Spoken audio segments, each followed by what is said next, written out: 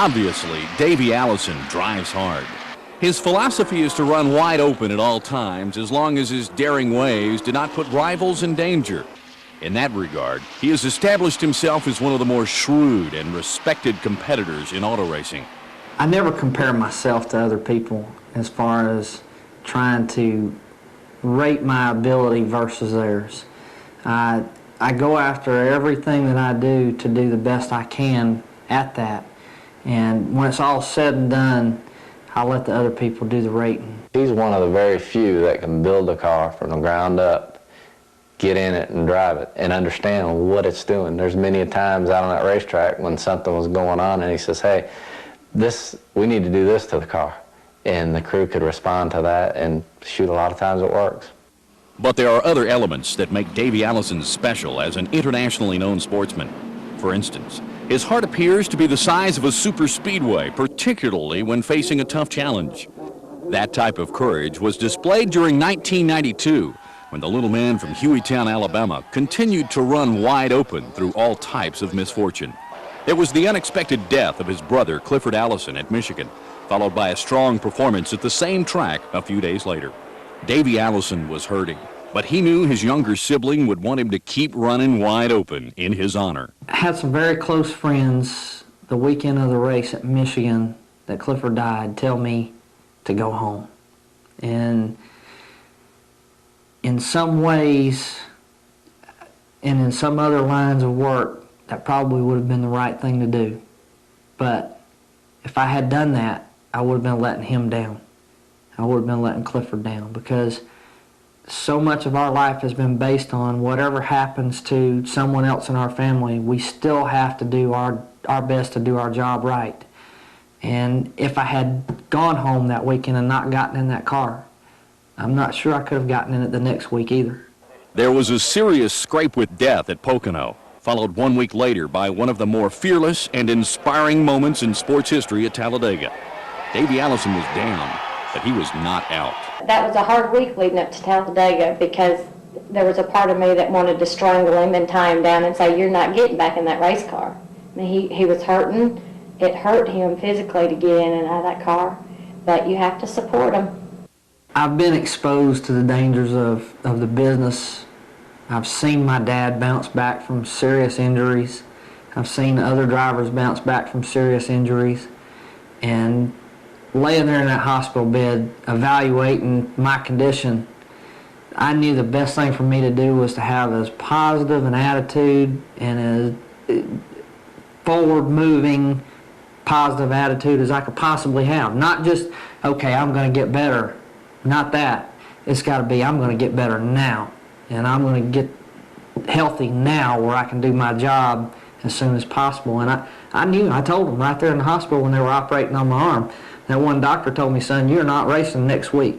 And I said, yes, I am. You fix my arm, I'll worry about driving the race car. During an unbelievable campaign of checkered flags and dramatic crashes in 1992, the Texaco Haviland team and its driver picked up 5 Winston Cup Series victories, plus another in the Winston. Incredibly, the good fortune found at Daytona, North Wilkesboro, Talladega, Brooklyn, Charlotte, and Phoenix were at times overshadowed by the adversity found elsewhere. But at age 31, Davey Allison captured the hearts of auto racing fans who marveled over both his ability to keep rolling at the front of the pack and to smile during periods of utter anguish. I think it's just that desire and that drive to be the best that he can. You know, his dad was a lot like that. His dad was about the best thing that ever sat in a race car, and he's got some of the same characteristics there, but he has got the drive and determination. It doesn't matter how many hours he's got to work in a day, he'll do that just to be the best. Thus unfolds the Davey Allison story, a valiant epic consisting of several entertaining elements, an up-close and personal ride with a multifaceted auto racing superstar.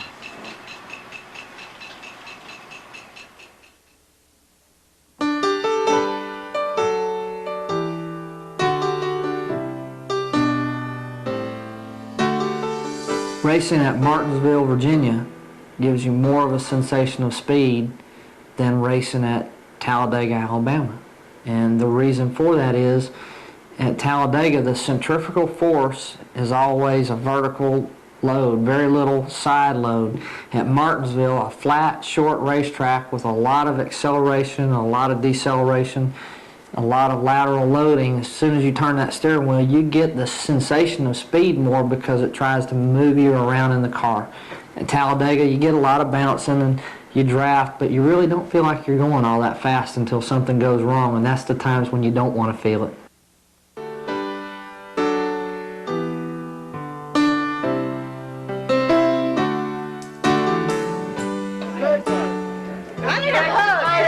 The big one won't start tonight. Excuse me. You know, the big one starts at 8. Her head's too big. That's so perfect. Hold on.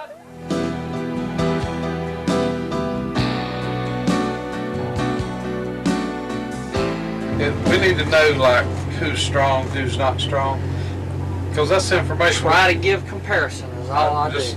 When you start bitching, then you're ready to run it good, or you get where you don't care. We don't want you not to care. I'm always going to care. If I don't care, then I'm going to check out. Yeah.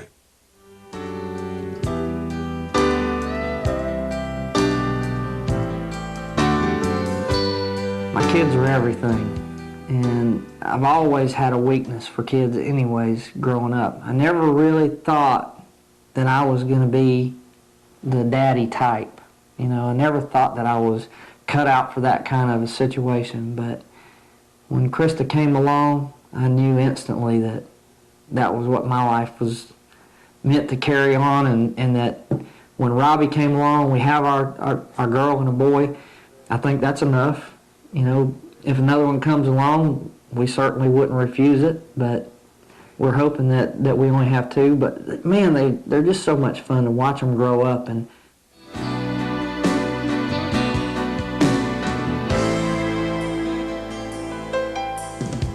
My thoughts used to be when he pulled out on pit road, you know, I hope he doesn't get a flat tire or run out of gas, you know. You used to think about those things, but I don't think about those things now. Now I just want him to get through the race safe. You know, I'm sorry.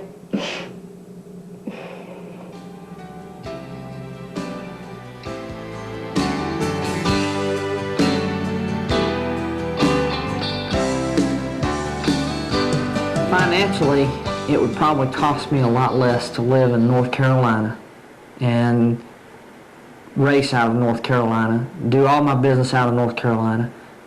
But North Carolina is not my home. Living in Alabama gives me an opportunity to leave the racing end of it behind. When I leave the racetracks on Sunday, I come back here to my home.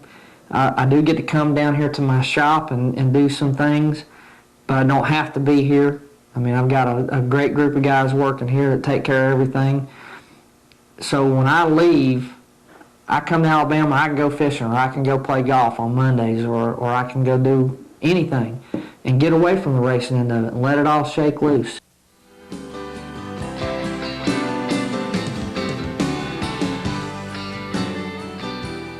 Winning the Daytona 500 was probably the realization of the oldest goal that I've had to that point. I've always wanted to win the Daytona 500, but I've also always wanted the Winston Cup Championship, and that's still out there. That's one of those carrots that we're still trying to get a hold of.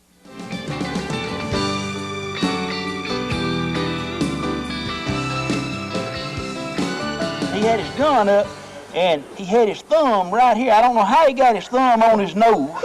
Lord only knows. But they got there. I said, all right, you can shoot him anytime you want to. Shoot anytime you want to. And he was following him, and they walked out there, and he shot his whole shoulder, left the tree, and went over like this right here. And he knocked the old turkey over, and he jumped up, and the turkey was dazzled. I said, shoot him again, shoot him again. He said, I can't. I said, shoot him, I can't see. And then whenever he looked around, all the skin was gone off his nose, tears running down his face. He done knocked himself silly.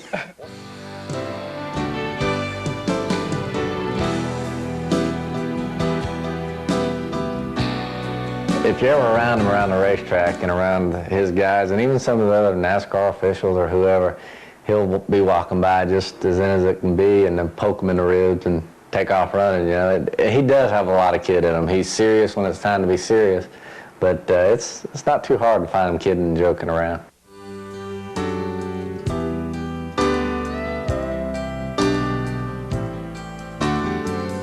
Davey, there's about 70 laps to go. We got about 20 laps on them left sides. You want to go on, just let's get 4 on there and we'll be done with tires. I'll be out of the tire business. Yeah, we can. You know, if you don't think it's going to hurt us on track position. You know, the lefts are probably okay. You know, they've only got 20 laps on them. We'd probably be safe. I mean, the car has the characteristics of the car changed through changing just lefts or just rights? Negative. I think we ought to just go ahead and put rights on and just take one round of bite out. He's running wide open again, pushing hard, never giving in.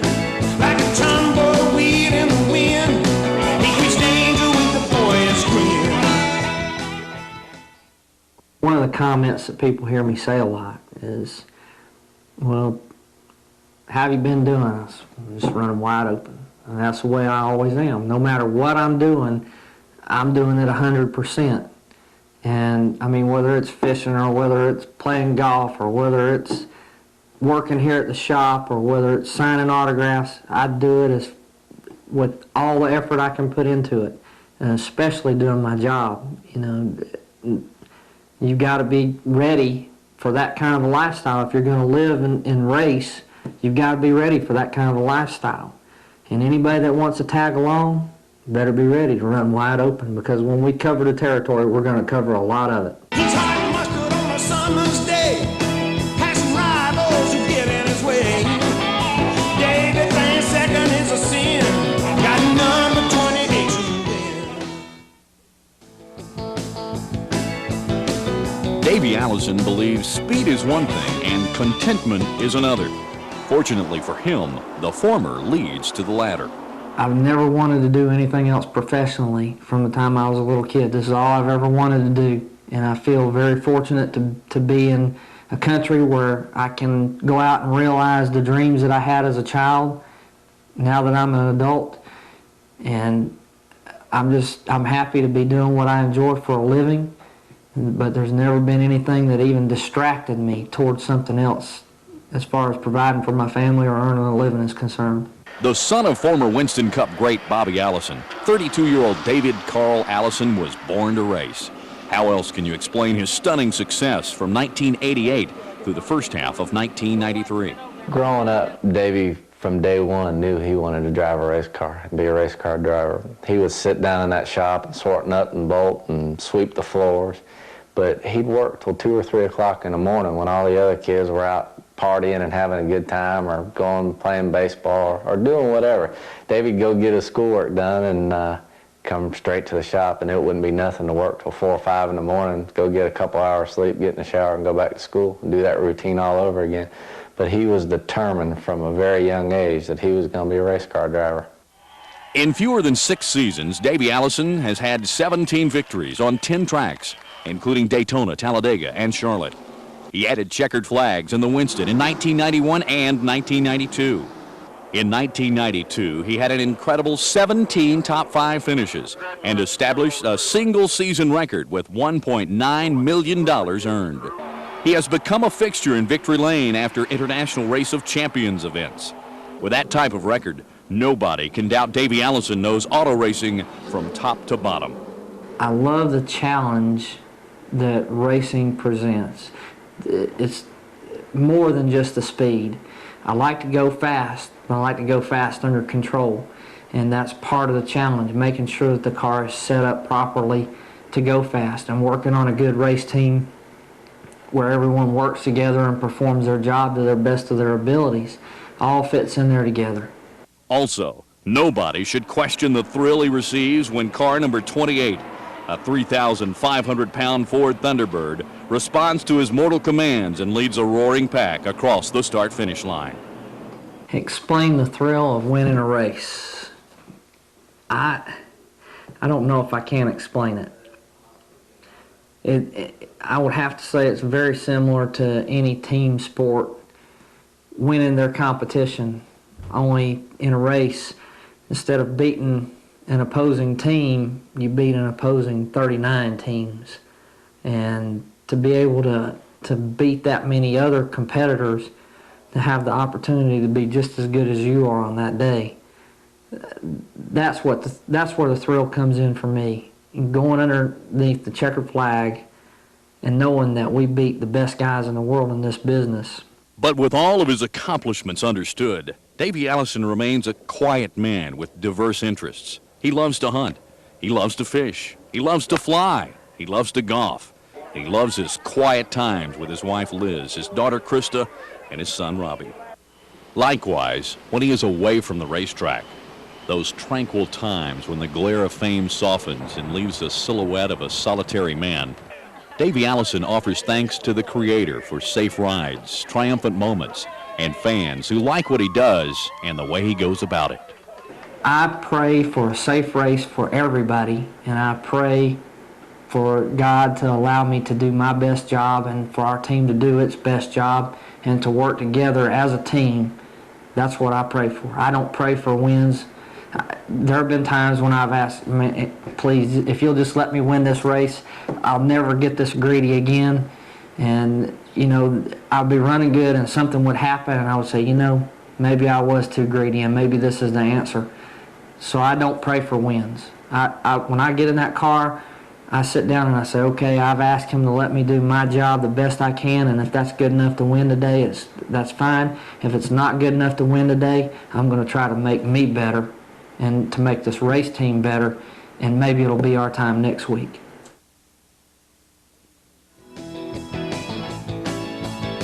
Davey Allison was on a golf course during April of 1993. For him, it was a rare chance to negotiate another type of challenge with his cousin and business manager Tommy Allison and a few friends. Interestingly, the driver took time on that blissful afternoon to express gratitude for fans. I do this for fun.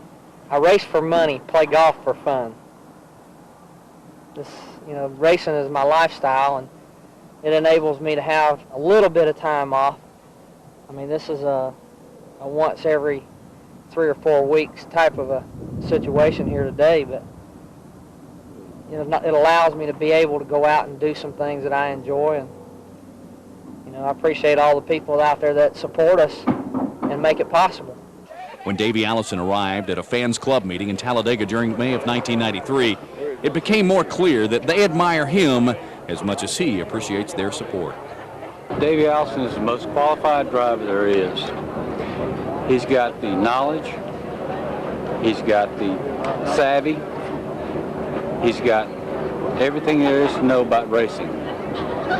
He is number one. That's all I can say. He's number one. Because he is so cute. He's such a good race car driver. He's just wonderful. He's fun to watch. I like Davey Allison because he's afforded me an awful lot of pleasure in the last 4 or 5 years. Every Sunday when there's a race, I enjoy it thoroughly. And I always say a little prayer for him. And he usually wins when I pray real hard. Sometimes when I don't, I think I haven't asked hard enough. But he's wonderful. It's good looking too. Almost 1,000 racing fans of all sexes and ages arrived at Legacy Ford in McDonough, Georgia during the week prior to the 1993 Motorcraft 500. They wanted to visit on a cold evening with the man who the week before had won at Richmond. Can I have a hug? What's your name? Missy. That would be a really good time to do the exercise. Go and get in the hot tub and then Here you go, Missy. Thank you. While many of the small girls were shy, one of the small boys was bold. He dressed for the occasion and made it clear who he likes on the Winston Cup circuit. Shake his hand. Yeah, shake his hand. Other hand. The hero was a bit distracted that evening. The Texaco Haviland Ford had qualified poorly for the race. Another setback in a season that by high team standards had started somewhat bleakly. But he never let his disappointment show. He loves the young fans. When I see a little kid out there that looks up at us and says, I want to be like Davey Allison, or I want to get a suit like Davey Allison, or I want a car like Davey Allison, or whatever. When I see that, I think, you know, I'm glad I was raised in a good family. Because there are a lot of things in my past that wasn't so great that I did, but I think the upbringing that I had at least taught me that I should be a good example for kids to follow.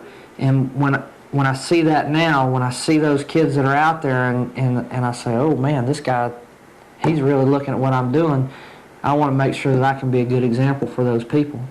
And it makes you feel good when somebody comes up there and tells you, you know, I want to be like you. That really makes you feel good. He loves the strange fans. I'm saying a lot of items: baseball bats, gloves, balls, footballs, basketballs, cards, letters, you name it, pictures. I've signed it. But when a man walked up to me and he says, I want your autograph, and I say, okay, what do you have to get signed? He starts to take his hat off, and I reach for his hat, and he says, no, I want it right here. Inside my head, I went into hysterics. I just couldn't stand it anymore.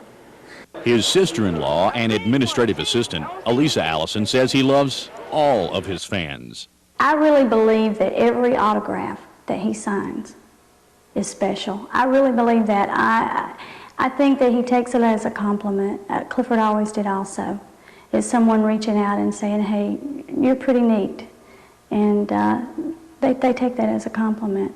I think they should. But more than anything, Davey Allison loves to race. Obviously, there is something about a race day that expands the competitive fire that rages inside him.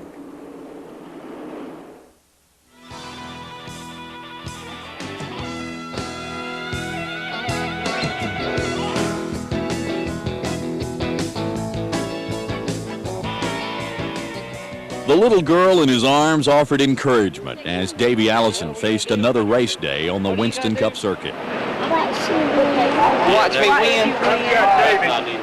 People standing nearby chuckled as Krista Allison made a confident vow about 2 hours before the start of the Motorcraft 500. But her father merely smiled. Inside him was a determined feeling, a competitive fire that burns before every event.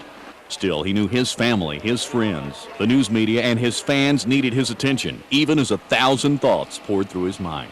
When I wake up, it's probably impossible to really talk rationally to me on a race day initially, because I'm so fired up and the adrenaline is already flowing through my veins about getting in that race car and doing my job.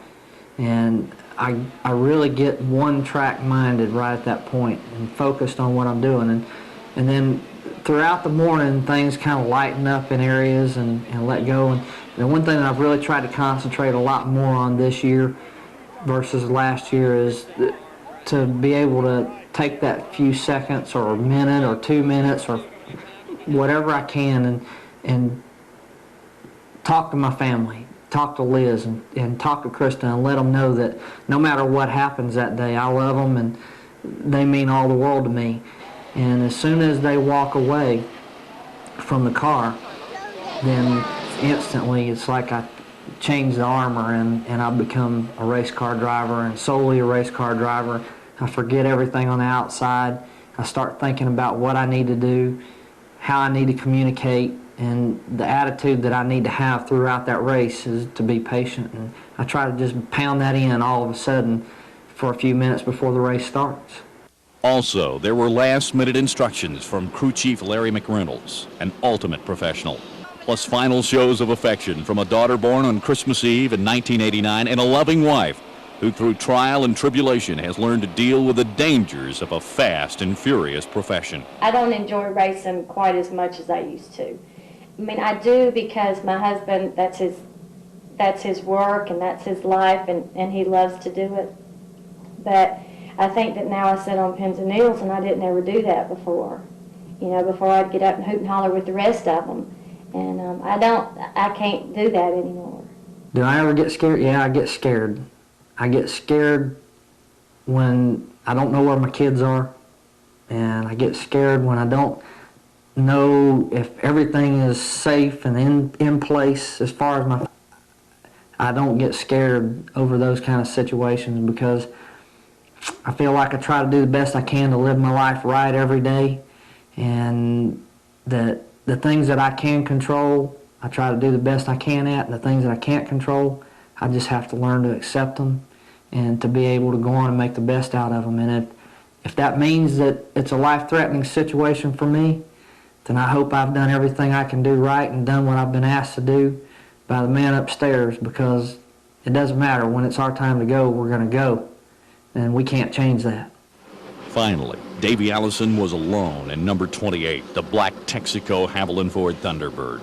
He was a competitor left to deal with the contemplation, speculation, and meditation, things that present themselves before the start of every Winston Cup Circuit event. Then came a command that makes his heart pound faster.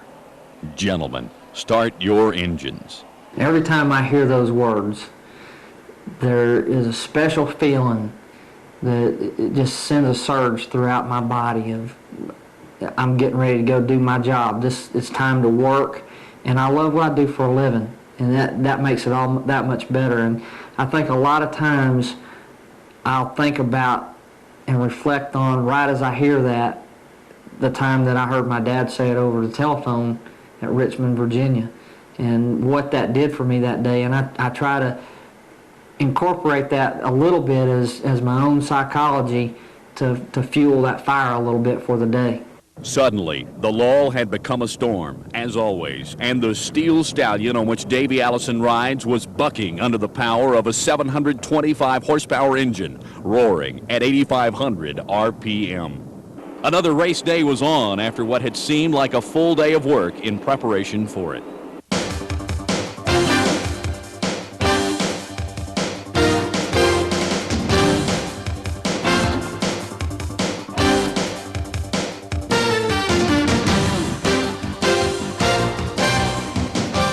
Years of experience have taught Davey Allison that a fiery competitor does not always win. That was the case in Atlanta when the checkered flag belonged to someone else. But running wide open all the time does have its rewards. None any better than making it home safely to Liz, Krista, and Robbie to await the dropping of another green flag. He's always the same person. If he has a bad day at the track, you know, he might want to talk about it for a few minutes, just to talk about maybe what happened or if the car was running bad. But once he leaves that racetrack and we get in the car or we get in the plane to go home, that's it.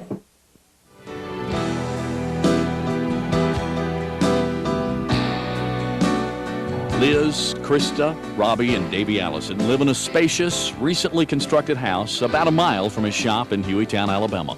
It features large rooms, beautiful landscaping, and a pond with a waterfall in back.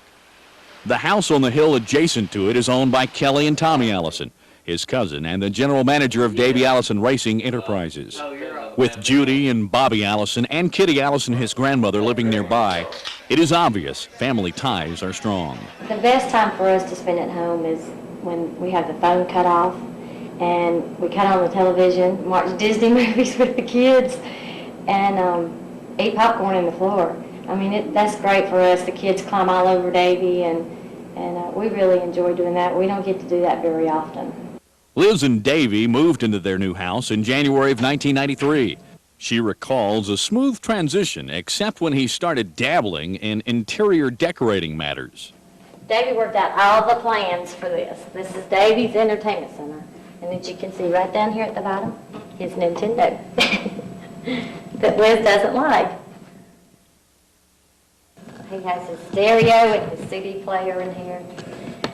And then I can close it all up.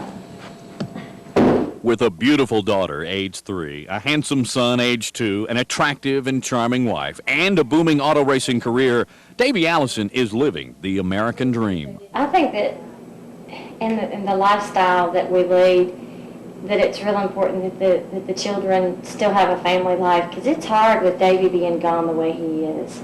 For the children to understand why Daddy's gone, you know, and when he comes home, and they don't understand all of that. So we really try to make a point of them feeling like we have a tight-knit family, and we take them to the races with us as much as we can, and when we're home, we spend our time at home like normal people. While he caresses auto racing stardom with one hand, he clings firmly to more important things with the other, such as a wholesome family existence away from the admiration. In many ways, he is just another good man who has found fame and fortune through hard work. This is Davey's favorite room. He loves to come in here and show this room off. And Krista thinks it's Cinderella's bedroom. No doubt, Davey Allison, the family man with a wife and children, holds dear to the basics.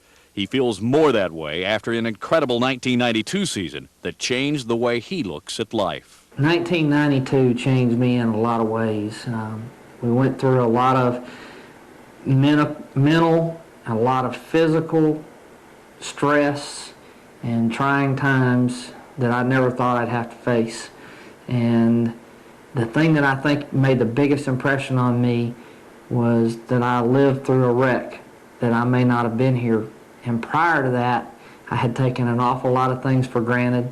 I expected an awful lot to happen rather than trying to perform and make it happen. I expected a lot of things to happen. And the thing that got left behind the most and left out the most was my family. And then when the situation came about with my brother, it reinforced it. You know, you never know really what you have until it's not there. I've heard that saying over and over throughout my life and never grasped what the full reality of that saying was until Clifford died in that crash. And it was like all of a sudden I sat back and I said, wait a minute, you know, that very easily could have been me at Pocono, and then my family, my wife, my kids wouldn't have me there.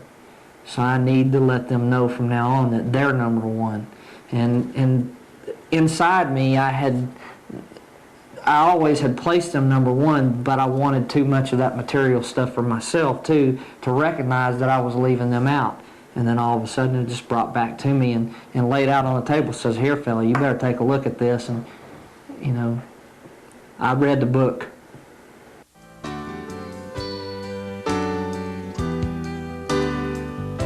Call it what you want, fish or fowl, hot or cold, happy or sad, rich or poor, or walking tall or running into a wall.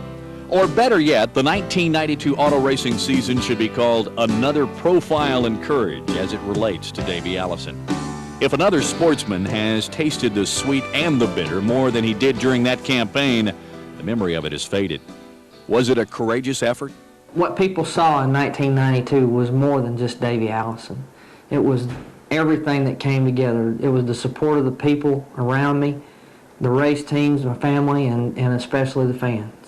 The season featured 5 victories, including the Daytona 500 at the start, and numerous intense crashes, including one that had people close to Davey fearing for his life.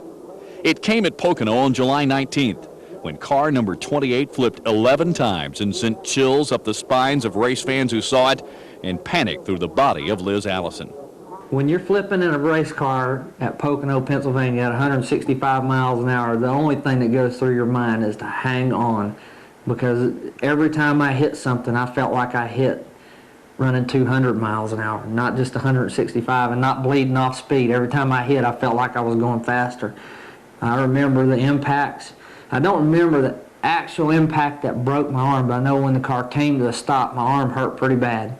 And I was upside down and smelling gasoline, had dirt in my face and couldn't see, and I knew I had to get out of there.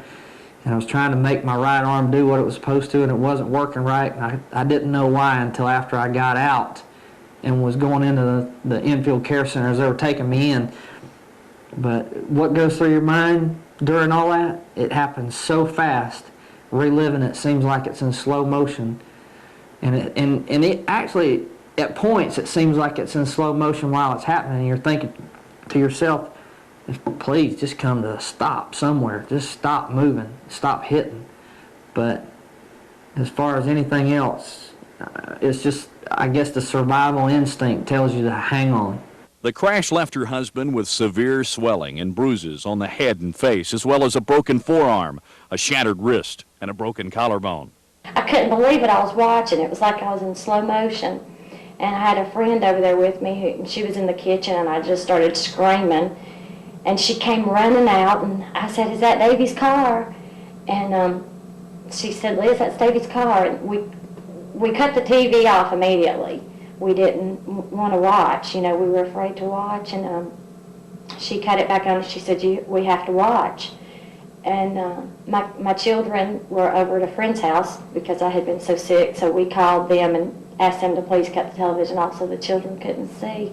And a few minutes later, Larry McReynolds called me, and he kept calling back and forth. And in the meantime, we chartered an airplane, and Davey's brother Clifford and my friend and myself packed up a bag, and the three of us took off to Pennsylvania. Not only did it appear his chances for a first Winston Cup points championship had been dashed, there was reason to wonder if he would ever race again. Incredibly, plus with a rare display of courage, Davey Allison put such questions to rest the following week at Talladega. I flew to Pocono, and when I got there, he didn't look like himself. I remember the doctor stopping me out in the hallway and saying, Mrs. Allison, before you go in, you need to have somebody go with you because you won't know who he is. And I said, gosh, what's the matter with him? And they said, well, he's very swollen from taking the flips and when the impact of the car. And I said, no, I need to go in there by myself. And I went in there, and he could move his lips and talk to me a little bit, and I told him then, I said, what do you want to do here? And he said, we're going racing next weekend. An entire nation held its breath and marveled as the little man with the big heart crawled back into car number 28 and raced until the first caution flag.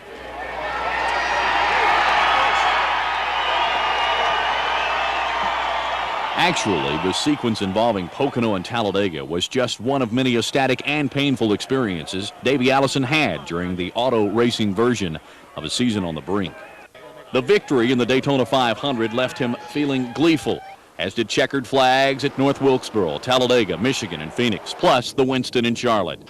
But on April 1st, the death of his grandfather, Pop Allison, left a huge void in his life. Adding to the misery, he crashed into the wall at Bristol 4 days later. Davey Allison bounced back on May 3rd in Talladega to claim a victory that put him in position to earn the Winston Million with a victory at Charlotte or Darlington. If it avoided crashes, it was as if car number 28 was going to run away from the field for an entire season. It's sure an honor to have you down here with us, and especially here at Victory Lane. It's been a great day for us. We got one of the best teams on the circuit.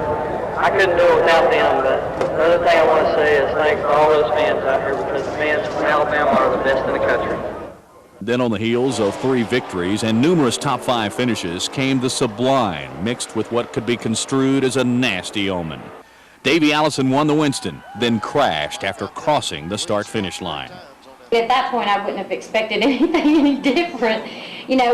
We joked about it at the end of the year. Davey either won or he crashed. I mean, there wasn't a whole lot of in between. 1 lap to go.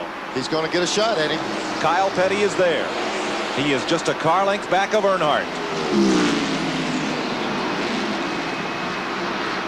Davey Allison coming up, but I don't think will be a factor. Kyle just hauls it off the corner. He's got the inside. He's up to Earnhardt's bumper. Earnhardt takes it. They're on the racing service down on the flat part of the racetrack. And it's Kyle Petty. Kyle Petty coming to the checkered flag. Here comes Davey Allison to the bottom. It'll be the finish everybody was waiting for. They crashed past the finish line. They have crashed into turn number 1. And Davey Allison is in a shower of sparks. He won the race, but he sure paid the price for it.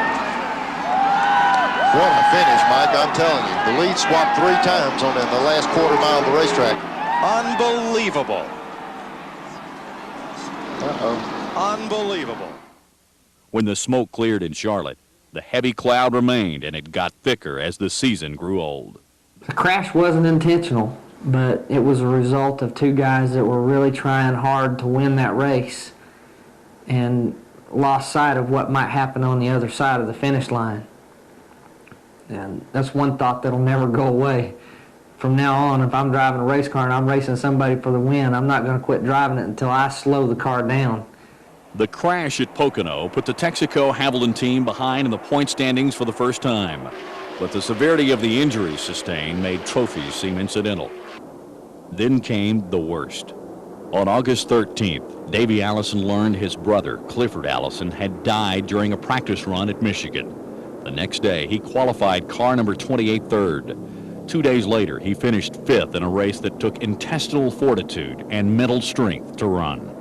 It was the love he had for racing, and it's a love that this family has that is unbelievable for the sport.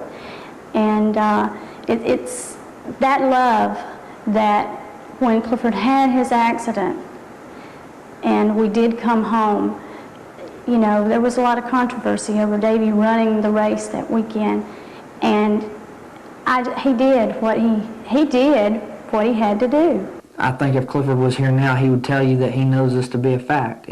If I was in his shoes and he was in my shoes, I'd have been riding in that car with him, telling him to stand on it. On September 6, Davey Allison chased the Winston Million at Darlington. He was in a position to win. He made a pit stop. Rain started falling. The race was stopped. He finished 5th. Then came a final dose of salt to the wounds. It appeared all Davey Allison had to do in the latter stages of the final race of the season in Atlanta was finish to win the Winston Cup Points Championship. There were less than 100 laps remaining when car number 28 was gathered by a wreck. Alan Kulwicki won the Points Championship. Davey Allison finished 3rd, and as more tragic events have unfolded, the courageous man is not unhappy with the results. I really believe there are things that happen that we can control. There are things that happen that we can't control. And the things that do happen that we can't control, I feel like happen for a reason. A lot of times those reasons aren't completely evident right away. And I was disappointed that we didn't win the Winston Cup Championship in 1992. Probably more disappointed over that than anything else I'd ever been involved in. But I knew that because of the way things happened, there had to be more to it than that. It had to be either a lesson for me or there was another purpose behind it. And now, looking back on it, I'm glad that it ended the way that it did. I still have that opportunity out there, and the man who won the Winston Cup Championship in 1992 is gone, and he'll never have that opportunity again. I'm glad he got to experience that before he went. Thus ended an up-and-down season, an amazing performance by a courageous competitor. Yeah, he's trying to pull away. But he can't steer it. But it won't turn. It won't turn. The right front will not work. In summary, it was a test of his fortitude, and Davey Allison emerged from it with something better than just a passing grade. Davey grew so much last year, it just, I still sit back and think, gosh, I can't believe what the family went through last year. You know, it's still hard for me to imagine that all of that happened. But to me, he grew and he became so much a stronger person, and he's a lot more at peace with himself now. I think he really showed himself what he had and how much of an athlete he was, and the courage that he had to face everything that he did last year.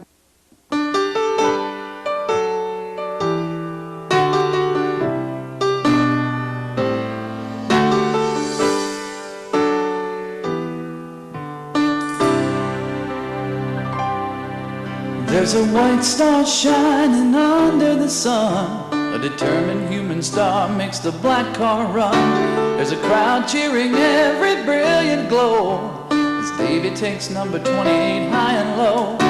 There's danger lurking round every turn as the courageous human star has learned. But he keeps pushing hard because he knows a blessed checkered flag is waiting to blow.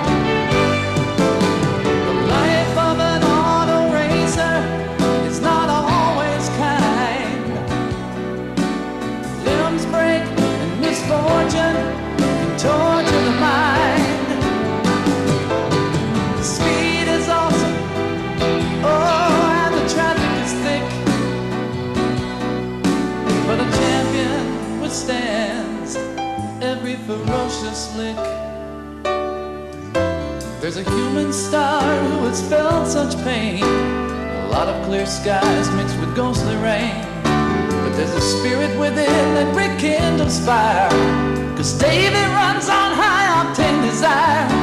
There's a memory of a year that went up and down when no Nobody knew how he kept going round and round. But in 92 the human star reached into his soul to write the most courageous sports story ever told. Oh, the life of an auto racer is not always kind. Limbs break and misfortune can torture the mind. Davey Allison has seen the dirty and he's seen the divine. As an auto racing star who continues to shine, there's a white star shining under the sun. A determined human star makes the black car run. There's a crowd cheering every brilliant glow as Davey takes number 28 high and low. There's danger lurking round every turn as the courageous human star has learned.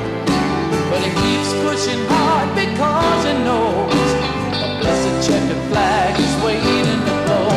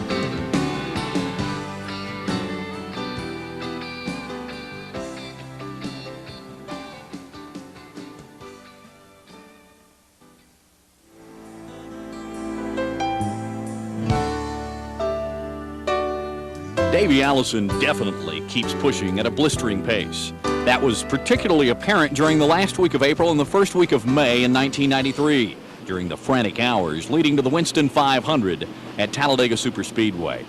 A race in Alabama is like a race at home for the Alabama man, even if the demands on his time mandate he spends time in the air during a time when his feet should be on home soil. So let us run wide open with Davey Allison, day by day, until the checkered flag drops at the fastest speedway in the world. It was a week of grins and grimaces with family members, friends, and fans embracing him, and bad luck on the track stabbing him. Riding the excitement of a runner-up finish in the Haynes 500 at Martinsville, a relaxed Davey Allison returned to Alabama to appear at a charity event. The Children's 200 is the brainchild of his sister-in-law, Elisa Allison, and his late brother, Clifford Allison. It brings together friends and fans in Hueytown for an evening of fun, with the Children's Hospital of Alabama benefiting financially. Davey Allison was joined at the autograph table by his father, Bobby Allison, and other local auto racing heroes. But he took a break to watch his daughter Krista and son Robbie in a big wheel event. Obviously, he was enjoying the time at home. Unfortunately, he had to make an early exit from the event to fly to Washington, D.C. for a congressional hearing related to tax laws for professional athletes. Without question, Davey Allison has a voice worthy of attention, whether at home or at the Capitol. The hearing in Washington, D.C. lasted longer than expected, which left Davey Allison with a tiring flight back to Alabama for a cookout with Boy Scouts from Troop 322 in Hueytown. He arrived at the airport after the chicken had been eaten, learned that a family matter needed attention, rushed to the home of Judy and Bobby Allison, and welcomed his guest. Unfortunately, I'm not going to be able to stay, but I wanted to come by and express my thanks for everybody coming out tonight. I wish I could have been here, but I've been all over the country today. When you've been to Washington, D.C. for a full day, it's time to take a break anyways. Thanks for stopping by. I apologize, but this is something we are not sure exactly what's going on right now, but it's a pretty serious matter, so I've got to take off. We appreciate you coming. Stick that in your pocket. Thank you. Thank you.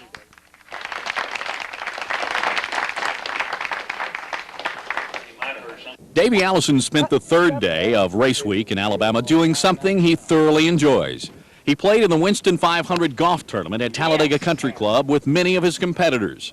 Meanwhile, the clock was ticking toward the start of a fast event, and the driver was getting in the proper frame of mind for it. Davey Allison was beaming and in good spirits when he arrived at a press conference at the Talladega Superspeedway to accept the Fred Sington Award as the top professional athlete from Alabama in 1992. Then he took control of a press conference that involved Dale Jarrett and Rusty Wallace. It was obvious the little man from Alabama was having fun at a racetrack that counts him as a favorite son. It just seems like that racetrack has really been good to me, and I have to say that, and I have to believe that a lot of it is just that feeling of the home court advantage. When you walk up to the podium for driver introductions and you hear those people cheer out, I mean, it sends adrenaline through me full blast. The game face definitely came on at Talladega Superspeedway as Davey Allison practiced in car number 28 and then qualified in the 5th position for the Winston 500. There was a drafting problem to correct, but there were optimistic signs in the Texaco Haviland camp. With qualifying completed, he hustled home to help Liz Allison host a party for friends and Texaco Haviland team members. A charming affair put together by a hospitable couple. I'll tell you what. See this stuff right here. Your car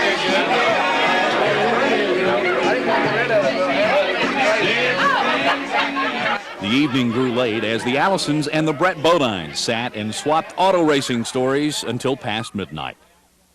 The International Race of Champions series is important to Davey Allison because it matches the top drivers in the world in equally prepared Dodge Daytonas. Or so they thought as the event unfolded at Talladega Superspeedway. In reality, some crafty driving by Davey Allison in an accident-marred 38-lap event went unrewarded. With his family watching from an infield grandstand, he chased down the leaders in the final lap and took a nice lead moving into the 4th turn. Then his car ran out of gas, of all things, leaving him a bit bewildered and officials and fans buzzing over something out of the ordinary. Well, it's a heartbreaker, you know, leading any race and running out of gas on the last lap. That's the second time that's happened to me. Did it at the Busch Grand National race at Dover a couple years ago. I don't know. It's disappointing, but we'll go to Michigan and try to give them a run for it up there, try to get this IROC championship. Meanwhile, more than 1,000 Davey Allison fans feasted under tents erected behind the main grandstand and awaited the arrival of their favorite driver. The morning of a big race usually provides a mixture of happiness and anxiety around the Texaco Haviland trailer in the garage area. That was definitely true before the Winston 500. Davey Allison visited with fans as usual, and a new engine was put in car number 28. It was almost noon, 1 hour before the start, when the Texaco Haviland team cleared inspection and got together with its driver for a strategy meeting. Almost, you want to go with them openings, leave the valence alone, block the top nostrils, and open half the oil cooler. We put the fan on. We did put the fan on. Okay. But, I mean, I'm not going to ask for something that I don't feel like I know what the outcome is going to be, and I'll always, I mean, and I think y'all know this too, if I feel like I need it, and I know what I can do with it, I'll tell you that. But also, if I feel like there's a question in it, I'll ask you, what do y'all see? Same deal. Obviously, car number 28 had its work cut out for it in the Winston 500, with Dale Earnhardt qualifying almost 2 miles per hour faster. But the Texaco Haviland team has never been one to expect anything other than a checkered flag. However, a lot went wrong during the race, which prompted some interesting conversations between crew chief Larry McReynolds in the pit and Davey Allison on the track. Just take care of yourself, most importantly. Roger. Hey, I don't know if it'll be helpful, but it took the pace car 2 minutes and 20 seconds. 10 for us, good information. You just come with Rusty or Dale. We got a few more laps left in it. Just come with Rusty or Dale. Let him go, let him go, let him go, let him go, let him go, let him go. Watch your pit road speed, watch your pit road speed. There was an accident that sent flying debris into the windshield of car number 28. We need to get this windshield changed, be the most important thing, don't you think, Davey? Yes, sir, that's the most important, but I did run over something. So we need to get the windshield changed too. I mean, after we get the windshield changed, we need to at least look at the tires. Pit road is closed. It's closed. We only have to start at the tail end of the longest line, which we've got to do anyway. There was a chase from the back of the lead lap pack after a pit stop had to be made with pit road closed. 4's going to stay right on that 6's ass. Good, and I'm going to try to stay right on this 4's ass, but there's a bunch of maniacs behind us. We'd have to pit with somewhere around 20 to 22 to go. What I'll do is I'll give you a lap that about everybody, the first of the ones that's been coming in, and what we'll do, we'll have about a 4 or 5 lap window there. You see a good chance to come with a buddy. We'll just come, we'll be waiting on you. 10-4? 10-4. If I see somebody coming and it looks like I'm going to come with them, I'll let you know. 1 to go. All right, buddy. You got the green now for him, Terry. Still got a lot of racing to go. Try to help them out all you can, Terry, Tommy. Still got a long way to go here. Pull them old belts tight now. Then there was a wild 2-lap dash to the start-finish line after rain forced a restart. Davey Allison improved from 9th to 7th during the chase and was just behind Rusty Wallace when the number 2 Pontiac experienced a frightening crash. Thus was the somber conclusion of a bizarre week for the Alabama man who felt sorry for an injured rival. See a wreck like that, it's ugly. I just hope he's okay. Has he gotten out of the car yet? You don't know? Also, Davey was anxious to find out the physical condition of Rusty Wallace. Heard anything yet? Have you heard anything yet? Around, they didn't say, got no word as if he's hurt or not. I guess that position meant a lot, you know? In many ways, it was a good week for the Alabama man. In many ways, it was disappointing for a competitor who loves to taste victory.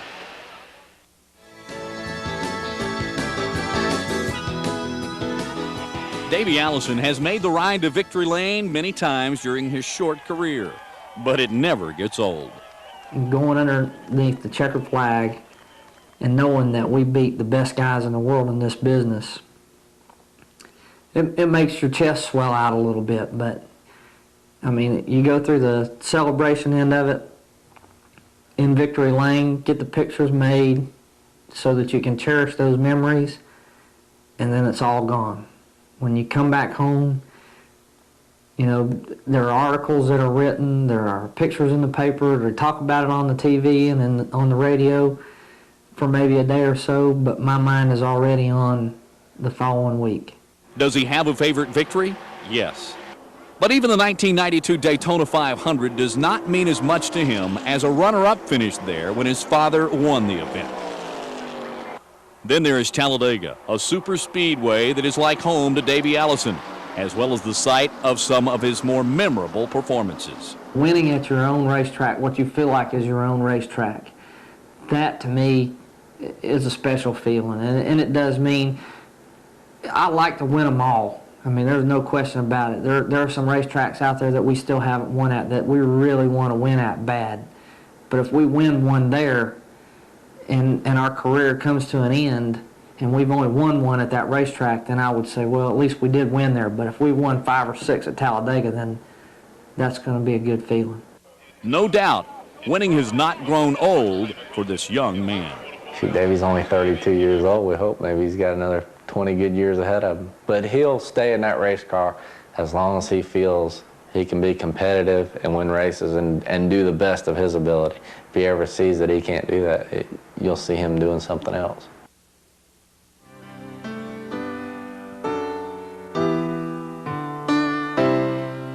There is one room in the new house occupied by the Davey Allison family that Liz Allison does not like to show visitors.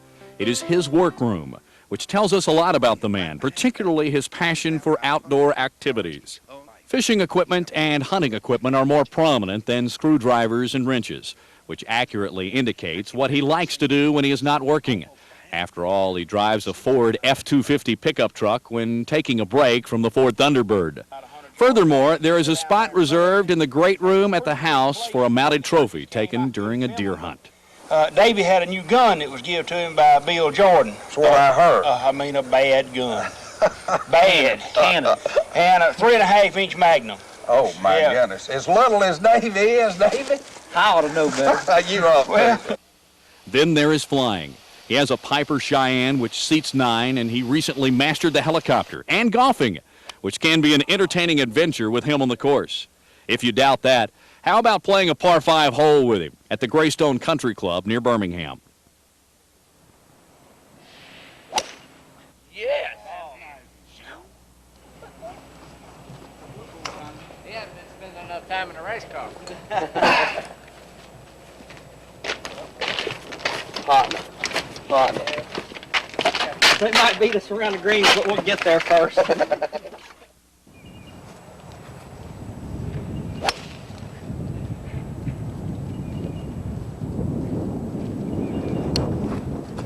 Well, I kept it in play. Kind of a unique place to be at a golf course, ain't it? Look at that drive. That son of a gun drove it right down there.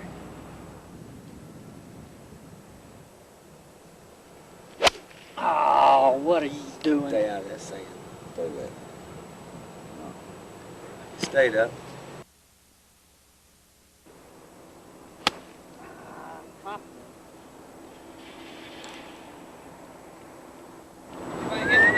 Now that water. Kind of nice to be out here where it's nice and peaceful, though. Here I am hitting my 4th shot again. Just really give you a chance to get away from it, forget about what's going on. Yeah, this is, I mean, no phones, no offices for people to be walking in.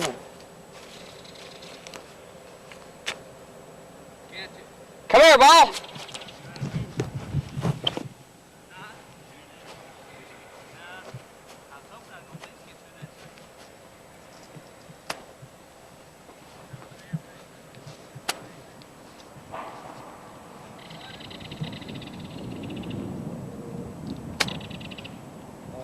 Shot. Look at the thing release and roll off. I wasn't supposed to do that.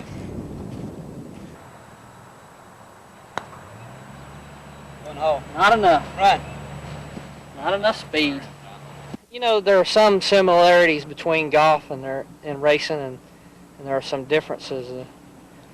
The differences, I think, are that golf takes a lot more patience. You have to have patience in racing, but golf takes a lot more patience and really a lot of self-control.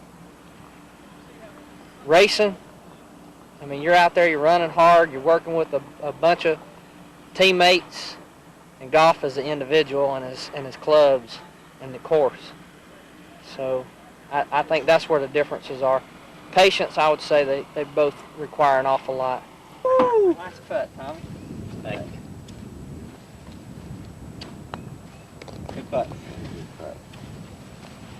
Well, y'all getting a par out of the carts every time.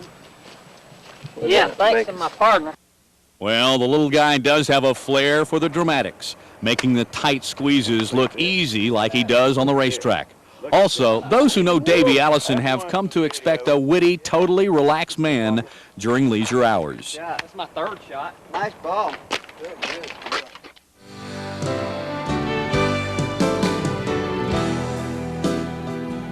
Like most people, Davey Allison enjoys a good laugh and knows how to prompt one. If you tape a television commercial for a company wanting to use him as a pitchman, you learn to expect the unexpected. Ready to try it? Okay. Oh, it's my pants. When you're not racing around, believe me, the Masterbuilt 7-in-1 combo is a great teammate. What was that other thing I was supposed to say? Then you find out you are dealing with a pro who does his homework, flubs a few lines, and delivers as expected. Texaco Haviland, 7-Up, Krispy Kreme, Bunker Hill, and others know this. Other products are finding out in a hurry. It's the most versatile cooking. It's the most versatile cooking product on the market today with 7 different uses. All right. Okay. 1 commercial's done. Yeah. Does his chili really taste as good as advertised? Oh, Davey Allison chili. Yeah, it It's pretty good, really. But, yeah, they got that started at the end of last year, and it's in the grocery stores and stores now. And there's a big sign in Hueytown at one of the grocery stores that says, "We now have Davey Allison chili." And I don't know if people just buy them to get the cans or if they buy them to eat them. I haven't quite figured it out, but yeah, he's got a chili now. How about his favorite soft drink? Cherry 7-Up, this is some good stuff.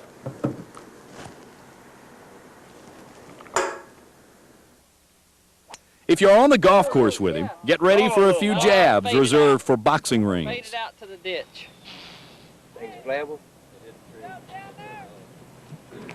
You gonna hit another one? I hate it when that happens. Davey Allison takes no prisoners, not on the racetrack and not in social settings. He loves life. He loves auto racing. He loves the thrill of victory. He loves the challenge associated with defeat. Davey Allison goes for it all, running wide open in every situation from the time the green flag drops until the checkered flag waves. So would you call him perfect? No, especially not as a pitchman. On the track. on the track. Okay. When I'm racing, I depend on my car and my team. For extra cargo space, I depend on my that thing. I depend on that thing.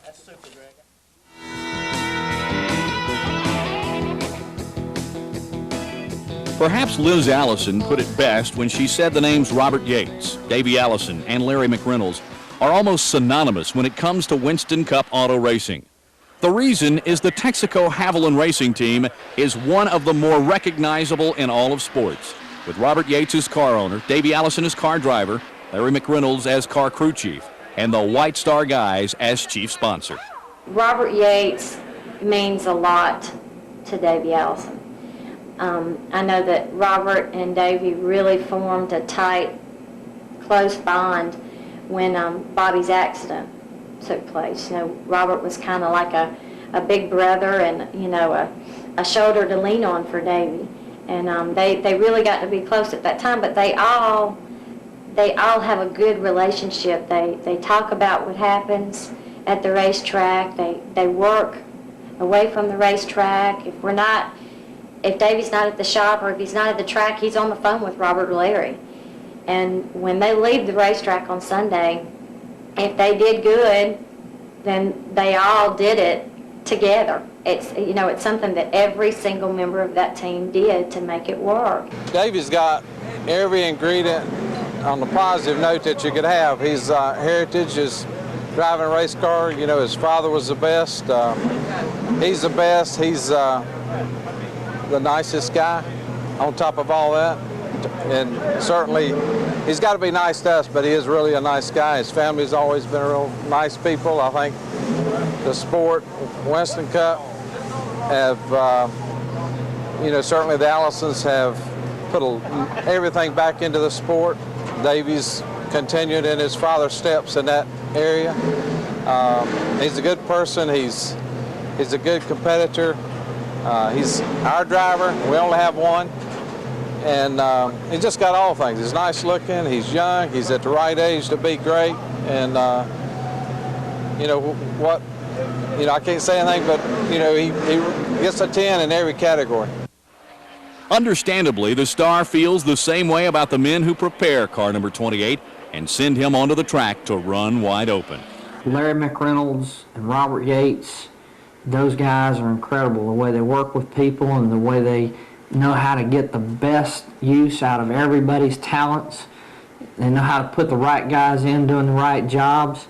They know how to communicate, you know, and Larry, for myself, something that I really never had was a crew chief that I could talk to and he could understand what I was saying and could interpret it and put it back into the race car and go out on the racetrack and feel the difference. If you question the communication, sit in on a strategy meeting like the one held at Talladega during May. Pretty much our thinking has always been alike here, or like, period. We got a little time to discuss it. If I call for 2 or call for 4 and you say, Larry, leave me alone, just don't bring me in, or let's just stick some gas in it. you know what they feel like. We're going to be watching the watch, which again, you can just damn near throw the stopwatch away when the race starts. You know what they're feeling like, and where, at what point they start feeling like they start giving up, or they ain't got the grip that they once had. Well, first pit stop ought to be a two-tire stop. Sure, absolutely. I mean, no question about it. Unless we just run through a bunch of debris and don't have any choice, because you know everybody else out there on pit road is going to do the same thing. We can run pretty much roughly 52 laps. So, you know what that tells me, using our game plans anytime between 15 to 18 laps, you need to start thinking about gas, because of getting off sync. If we've run 20 laps, sounds like to me a gas only. If we've run more than 25 laps and you're getting into that second can, the right side tires is almost free. Yeah, no It's a factor. free deal. No factor.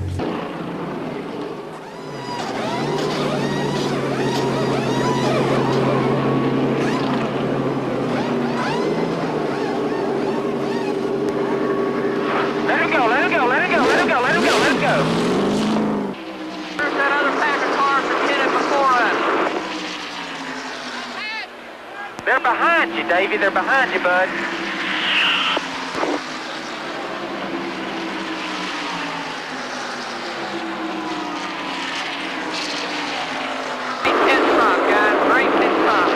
Now listen to a conversation between Davey Allison and Larry McReynolds when it became obvious the Texaco Haviland Racing Team would not taste victory in the event. We're all still a team. Just ignore my comments today. We'll go get them at Pierce Point. We'll go get them at Charlotte. 10-4, buddy. We're in it together. Just remember, we're hurt just as much as you are, and we're just going to keep after them. Maybe something will fall our way here before the day's out. 10-4. We're going to keep getting after them today. I mean, we ain't quitting by any means. As Davey Allison said, car number 28 will keep rolling. How fast will it go with him at the controls? Well, as the song goes. He's running wide open again, pushing hard.